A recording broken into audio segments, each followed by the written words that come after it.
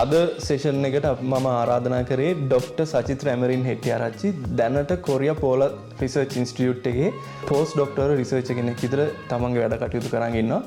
ඉතින් තවත් කල් වෙලා යවන්න නැතුව අපි ඩිස්කෂන් එකට යමු. ඉතින් ආයුබෝවන් සර්. බොහොම ස්තුතියි මගේ සෙෂන් එකට මගේ ආරාධනාව පිළිඅරගෙන ඇත්තටම ගොඩක් ගෞරවයක් වගේම ගොඩක් ස්තුතියි මගේ පළවෙනි සෙෂන් එකටම සහභාගී වුණාට.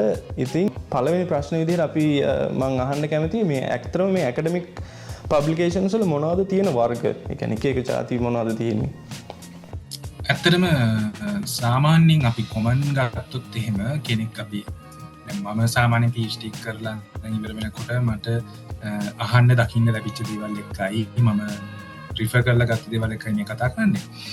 සාමාන්‍යයෙන් normal කියන්නේ research article full research article තියෙනවා. ඊට පස්සේ ඔයාලා දන්නවා ඇති review article තියෙනවා. ඒ දෙක ගොඩක් ප්‍රසිද්ධයි.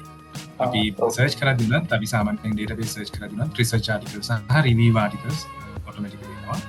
ඊට අමතරව short communication සහ technical reports කියලා තව වර්ග දෙකක් තියෙනවා. short communication කියන්නේ ඒක content එක ටිකක් අඩුයි. අර review සාමාන්‍යයෙන් research article original research article එකක් තරම් දිග නැහැ. ඒ වුණාට content එක ටිකක් අඩුයි.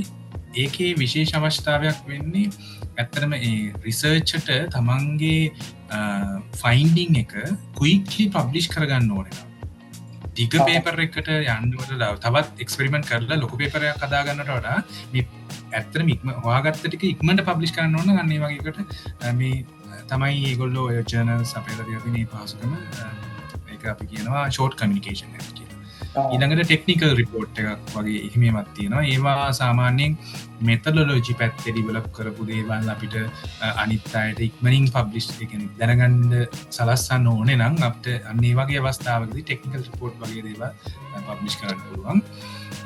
ඔය හතර තමයි ප්‍රධාන විදිහට තියෙන්නේ. ඉතින් ඔයාලා තාම මේ වීඩියෝ එක බැලුවේ නැත්නම් ෆුල් වීඩියෝ එක තියෙනවා. මම පහළ ඩිස්ක්‍රිප්ෂන් එකේ දාලා තියෙනවා. ගිහින් බලන්න. good luck.